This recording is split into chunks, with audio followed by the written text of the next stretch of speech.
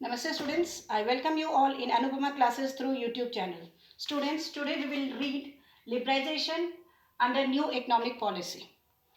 What does actually liberalization means? Liberalization means removal of entry and growth restriction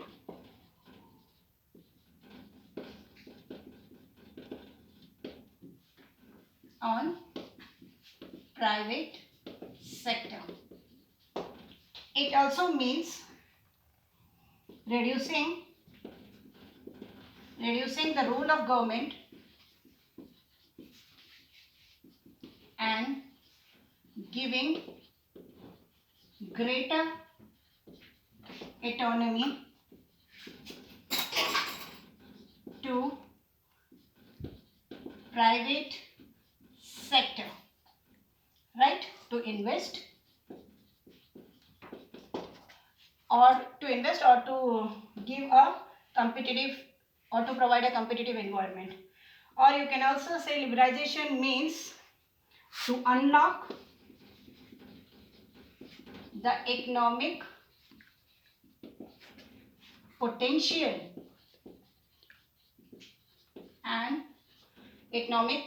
and allow private industries or multinational companies to invest and expand, right? ये सारा कुछ liberalization कहलाता है. Now let me explain you. Liberalization का मतलब होता है, it means actually freedom. इसका मतलब होता है फ्रीडम. हम पढ़ चुके हैं there were many restriction on the private sector, right. अब बात हो रही है रिफॉर्म में. जब हम लिबरलाइजेशन की बात करें तो लिबरलाइजेशन मतलब आज़ादी. आज़ादी मतलब removal of entry and growth restriction. जो हम आपको पता है कि जब हमें स्मॉल यूनिट या फिर इंडस्ट्रीज खोलनी पड़ती थी तो we used to seek permission from the government, ठीक है, एक्सपैंड करने के लिए. वो जो एंट्री थी, हमें एंटर करना है, हमें एक इंडस्ट्री खोलनी है, एंट्री एंड ग्रोथ रिस्ट्रिक्शन. वो ग्रोथ रिस्ट्रिक्शन जो उस पर थी, मतलब आपको इतने ही यूनिट बनाने हैं, इससे ज़्यादा आप मैन्युफैक्चर नहीं कर सकते हो. तो जो भी रिस्ट्रिक्शंस थे ना, that is entry and growth restrictions on the private sector जो थे उसको खत्म कर देना था, right. Secondly, reducing the role of government. जो गवर्नमेंट का एक डोमिनेंट रोल था उसको रिड्यूस करना था. And allow greater autonomy. Autonomy again ये रेफर टू द फ्रीडम. ज़्यादा फ्रीडम दिया जाए private sector to invest and expand. तीसरा, to unlock the economic potential. जितने भी रिसोर्सेज थे उसको फाइंड आउट करना है. रिसोर्सेज को फाइंड आउट करके of the country, resources of the country जो पोटेंशियली बहुत अच्छे हैं, मतलब अच्छा ग्रोथ हो सकता है, उसको फाइंड आउट करो and allow the private sector and multinational companies to invest in it and expand. ये सारा था all about the liberalisation, right. अब लिबरलाइजेशन में कुछ रिफॉर्म्स किए गए थे. देखो मेनी रिफॉर्म्स. जो हम पहले है इंडस्ट्रियल पॉलिसी रिफॉर्म, ठीक है, मेनी रिफॉर्म थे. अब सेकेंड की अगर हम बात करते हैं तो फाइनेंशियल सेक्टर रिफॉर्म, और तीसरा टैक्स, दैट इज फिस्कल या फिर टैक्स रिफॉर्म. चौथा जो था that is foreign exchange reform भी हुआ था.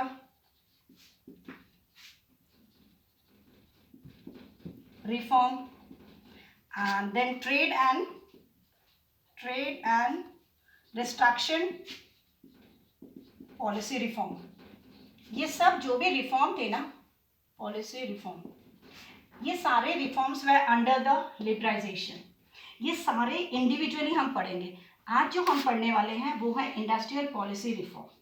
इंडस्ट्रियल पॉलिसी रिफॉर्म में क्या था, देखो इसमें था एक्चुअली इंडस्ट्रियल पॉलिसी रिफॉर्म में आता है जब new policy I, that is new economic policy जब आई, तो न्यू इकोनॉमिक पॉलिसी ने abolished the industrial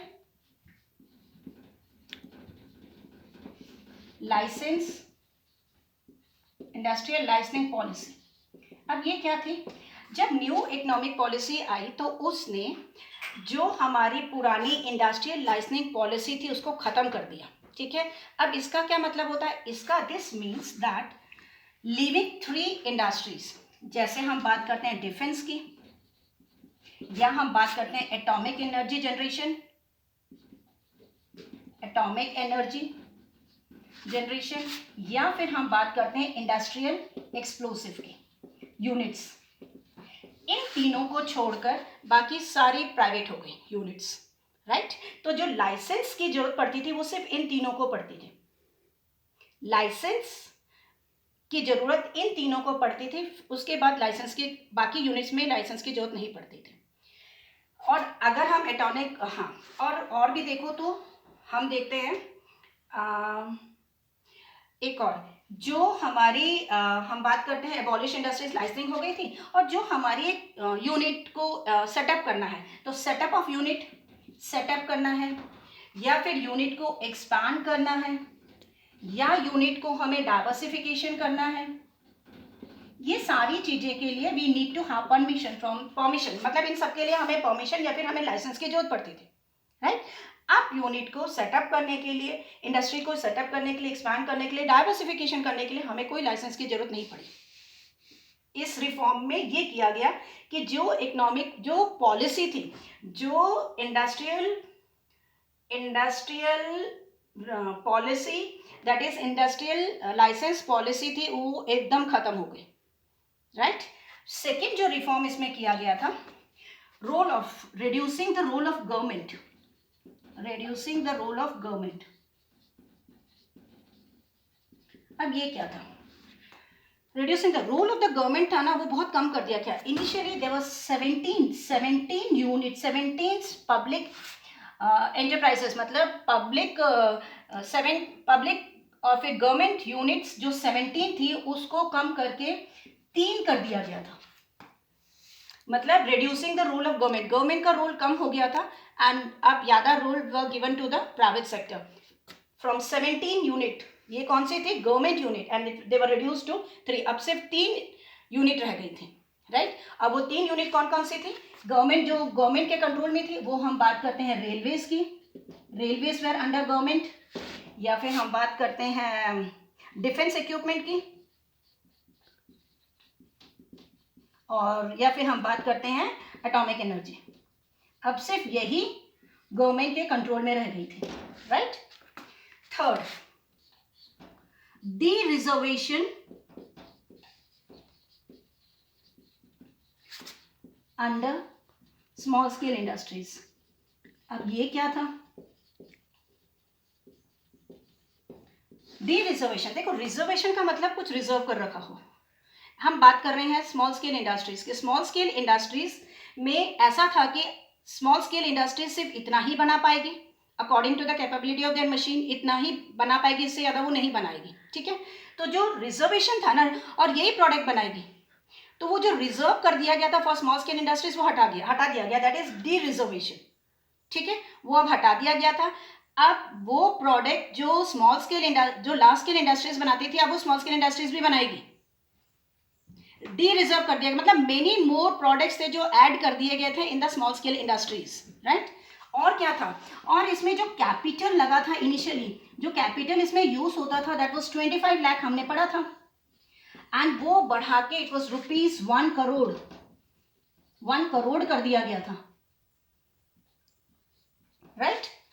and in many industries, एक और चीज थी इसमें, इन मेनी इंडस्ट्रीज जो market was allowed to determine the price, government का रोल नहीं था, मार्केट डिटरमाइन करती थी through the demand and supply what will be the price of the product, right. ये तीनों चीजें आ रही थी under D reservation under small scale industries. और जो लास्ट पॉइंट था that was trade and investment policy, trade and investment में क्या था,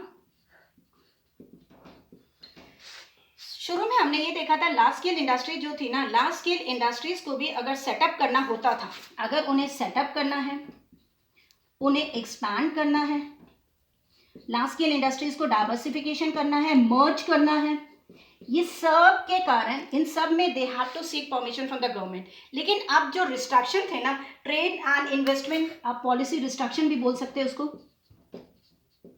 ये जो रिस्ट्रिक्शंस थे ना, ये सारा खत्म हो गया था, अब उन पर रिस्ट्रिक्शंस कम हो गए थे, राइट। तो ये सारा were under the industrial policy reform. तो अगर हम शुरू से देखेंगे, liberalisation, you have already 3 definitions I have given you. And industrial policy reform, जिसमें हम लाइसेंस की बात कर रहे हैं, लाइसनिंग की बात कर रहे हैं। तो लाइसनिंग में सबसे पहले क्या हुआ, जो न्यू इकोनॉमिक पॉलिसी ने जो इंडस्ट्रियल लाइसनिंग की पॉलिसी थी उसको एकदम खत्म कर दिया। अब इंडस्ट्रीज को लाइसेंस लेने की जरूरत नहीं पड़ती थी, एक्सेप्ट 1 और 2, 3 मैंने बता रखा है, डिफेंस की, एटॉमिक एनर्जी और इंडस्ट्रियल एक्सप्लोसिव की अगर हम बात करते हैं, या फिर लिकर इंडस्ट्री की हम बात करते हैं, सिर्फ उन्हें ही परमिशन लेना पड़ता था। और जो नई यूनिट सेटअप होती थी, नई यूनिट एक्सपैंड और डाइवर्सिफिकेशन के लिए उन्हें परमिशन की लाइसेंस की जरूरत नहीं थी। फिर role of the government was reduce, 13 से 3 कर दिया गया था। एंड 3 सिर्फ गवर्नमेंट के कंट्रोल में थे, that is defence equipment, atomic energy and railways. फिर डी रिजर्वेशन कर दिया गया था under the small scale unit, और जिसमें कैपिटल था वो इंक्रीज कर दिया गया था। And finally the last one, जिसमें जरूरत पड़ती थी कि है ना लार्ज स्केल इंडस्ट्रीज को वो सेटअप करने के लिए use to get the permission from the government, expand करने के लिए, मर्ज करने के लिए, अब उन्हें कोई परमिशन लेने की जरूरत नहीं पड़ती थी। This was all about the new economic policy liberalisation, right, और you can say liberalisation under new economic policy. तो आज के लिए इतना ही, और आपको if you have understood the explanation, please like, share and comment it. Thank you students.